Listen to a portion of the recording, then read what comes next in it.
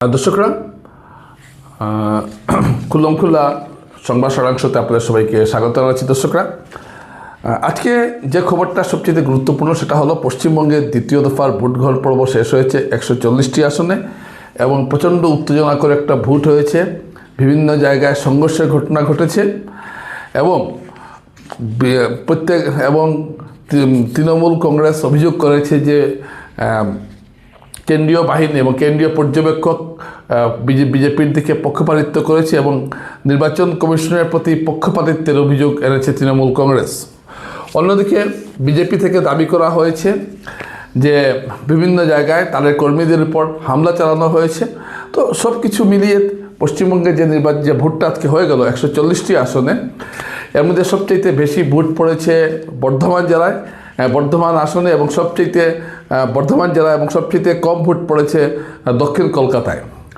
তো এই যে নির্বাচন, আজকের যে আসনগুলিতে নির্বাচন হয়েছে সেইগুলি বেশিরভাগই দক্ষিণবঙ্গ এলাকার এবং এই অঞ্চলে তৃণমূল কংগ্রেস কিছুটা শক্তিশালী অবস্থানে ছিল গত নির্বাচনে, এবারও আছে। তবে এবার বিজেপি প্রচণ্ড চ্যালেঞ্জের মুখে ফেলেছে। এদিকে এই নির্বাচন শেষ হওয়ার সঙ্গে সঙ্গেই ভোটের হার এখন, তবে বহু জায়গায় 80% বেশি ভোট পড়েছে। এই প্রতিবেদন তৈরি করা পর্যন্ত এখন পর্যন্ত জানা যাচ্ছে না, পরিষ্কার নির্বাচন কমিশন এখনও জানায়নি যে সব আসন মিলিয়ে কত শতাংশ ভোট পড়েছে। তবে প্রথমবার নির্বাচনে যেরকম 92% ভোট পড়েছিল, দ্বিতীয় দফার নির্বাচনও সেই হারেই ভোট পড়বে বলে অনুমান করা যাচ্ছে। কারণ বহু কেন্দ্রে বিকেল 4টা পর্যন্তই 80%-এর উপর ভোট হয়ে গিয়েছিল। তাই বিরাট সংখ্যক মানুষ ভোট দিয়েছেন, এটা আশা করা যেতে পারে। দর্শকরা, এই নির্বাচনের পরে আপনারা দেখবেন এক্সিট পোল হয়ে গেছে। এক্সিট পোল হলে আমি রাত্রে আবার আপনাদেরকে জানাবো এক্সিট পোলের সর্বশেষ খবরাখবর। তো এত সবগুলো মিলিয়ে আমরা যেটা আভাস দেখছি এবং আরও যে খবরটা গুরুত্বপূর্ণ সেটা হলো যে কাছাড় জেলায় আজকে আইএসবিটিতে গিয়ে স্ট্রংরুম পরিদর্শন করলেন জেলা প্রশাসনের কর্মকর্তারা এবং তারা স্ট্রংরুমের নিরাপত্তাজনিত এবং 4 তারিখ ভোট গণনার ব্যাপারে যে ধরনের আগাম ব্যবস্থাগুলো নিতে হয় সেইগুলো নেওয়ার ব্যাপারে তারা আলোচনা করেছেন। দর্শকরা, আগামী 3 দিন বরাক উপত্যকা এবং গুয়াহাটিতে বজ্রবিদ্যুৎ সহ বড় ধরনের ঝড় তুফান এবং বৃষ্টির সম্ভাবনা রয়েছে। আবহাওয়া দপ্তর থেকে কথা জানানো হয়েছে। তাই গুয়াহাটি এবং বরাক উপত্যকার জনগণকে সতর্ক থাকতে অনুরোধ জানানো হয়েছে আবহাওয়া দপ্তর এবং ডিজাস্টার ম্যানেজমেন্ট থেকে। বিরোধী দলনেতা রাহুল গান্ধীর বিরুদ্ধে ব্রিটিশ নাগরিকত্ব নিয়ে একটি মামলা দায়ের করা হচ্ছে। সাংস্কৃতিক কর্মী শিশির এই মামলা দায়ের করছেন এবং এই মামলা দায়ের করছেন। এদিকে বিরোধী দলনেতা রাহুল গান্ধী অভিযোগ করেছেন না, ভবিষ্যৎবাণী করছেন যে আগামী 30 এপ্রিলের পর দেশে পেট্রোল ডিজেলের দাম বৃদ্ধি পাবে এবং তিনি বলেন সরকার পেট্রোলের নিয়ন্ত্রণ করতে পুরোপুরি ব্যর্থ হয়েছে এবং 30 তারিখের পর দেখা যাবে যে দেশে পেট্রোল ডিজেলের দাম বেড়ে যাবে। এই ভবিষ্যৎবাণী বিরোধী দলনেতা করেছেন। আমরা দেখব তার ভবিষ্যৎবাণী কতটুকু সফল হয়।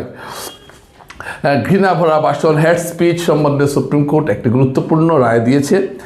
সুপ্রিম কোর্ট বলেছে যে বর্তমান যে আইন, সেই আইনের মাধ্যমে হেড স্পিচ বা ঘৃণা বক্তব্যের বিরুদ্ধে আইনগত ব্যবস্থা নেওয়ার তেমন কোনো সংস্থা নেই।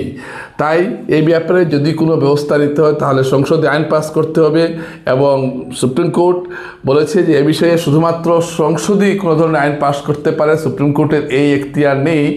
তাই সংসদে উচিত এমন বিল পাস করা বা এমন কিছু আইনি সংস্থার সংসদ থেকে আসা উচিত যাতে এই ব্যাপারে সুপ্রিম কোর্ট কোনো ব্যবস্থা নিতে পারে। কারণ হেড স্পিচ বা ঘৃণা বক্তব্যের বিরুদ্ধে তেমন কোনো ব্যবস্থা নেওয়ার সংস্থান বর্তমান আইনি অধিকারে নেই।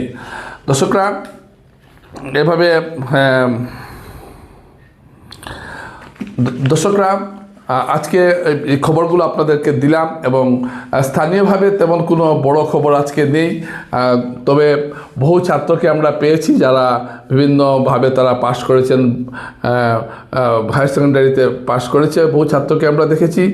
এবং সবচেয়ে বড় কথা হলো বরাক উপত্যকার জন্য সবচেয়ে যে খবরটা এই মুহূর্তে গুরুত্বপূর্ণ সেটা হলো শিলচর থেকে মেডিকেল রাস্তার প্রচণ্ড যানজট হচ্ছে এবং শিবারেক পার্ক এবং সাউথ সিটি যে নার্সিংহোমগুলো রয়েছে মেয়রপুরে, সেখান দিয়ে বিশাল বিশাল গর্ত রয়েছে রাস্তায়, যার ফলে প্রচণ্ড যানজট হচ্ছে এবং এটা গোটা শহরে চলছে। আরেকটা কথা হলো শিলচরে হাসপাতাল রোডের সামনে যানজট লেগে থাকে সবসময়। এই দুটি ঘটনায় মানুষ অত্যন্ত বিরক্ত এবং শিলচর করিমগঞ্জ সড়কে ভারতমালার কাজ চলছে বিভিন্ন জায়গায় এবং এই খোঁড়াখুড়ির ফলে একটু পরপর বিভিন্ন জায়গায় আমরা দেখতে পাচ্ছি যে রাস্তায় জাম লেগে যাচ্ছে এবং শিলচর থেকে করিমগঞ্জ পৌঁছতে প্রায় 2.5 ঘন্টা 3 ঘন্টা সময় লেগে যাচ্ছে, কারণ এই জামের জন্য যেতে পারছে না যানবাহন। দর্শকরা, আজ এইটুকুই। আপনাদের বক্তব্য আপনারা অবশ্যই কমেন্ট বক্সে জানাবেন। নমস্কার।